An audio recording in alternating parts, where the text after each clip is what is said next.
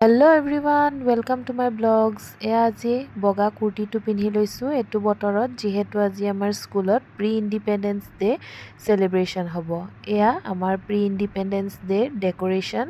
কেনেকুৱা লাগিছে কমেণ্ট কৰি জনাবচোন। তাৰপাছত এইফালে আমাৰ মৰম লগা বাচ্চাসকল পালেহি আৰু সকলোৱে যে ইমান ধুনীয়াকৈ ওলাই আহিছে ন, আজি সকলোকে বহুত কিউট লাগিছে। তাৰ পৰা এয়া প্ৰগ্ৰেম ষ্টাৰ্ট হ'ব লৈছে। প্ৰথমে আমি নেশ্যনেল এন্থেমটো গাই ল'লোঁ সকলোৱে। প্ৰগ্ৰেমটো ষ্টাৰ্ট আমি এটা কৰাছেৰে কৰিছিলোঁ, হাম হোংগে কামিয়াব। তাৰ পৰা কৰাছ শেষ হোৱাৰ লগে লগে আমাৰ প্ৰথম প্ৰগ্ৰেম আছিল ডান্স বাই প্লে গ্ৰুপ।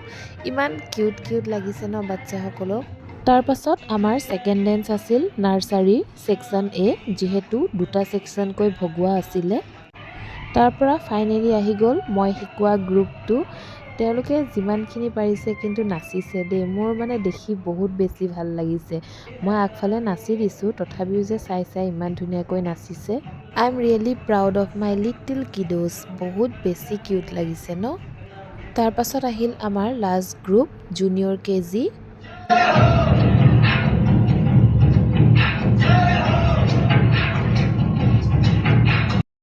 তাৰ পৰা মোৰো মন গ'ল অলপ নাচিবলৈ, সেয়েহে ময়ো অলপ নাচি দিলোঁ।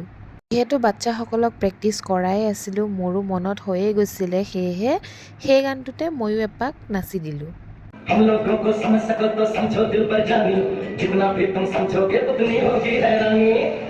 তাৰ পৰা এফালে এয়া সৰু এটা ফটো ছেশ্যন কৰা হ'ল। তাৰ পাছত সকলোৱে টিফিন খাই ঘৰলৈ বুলি উভতিলে। আজিলৈ ইমানেই আছিল। সকলোকে happy independence day in advance. Bye bye.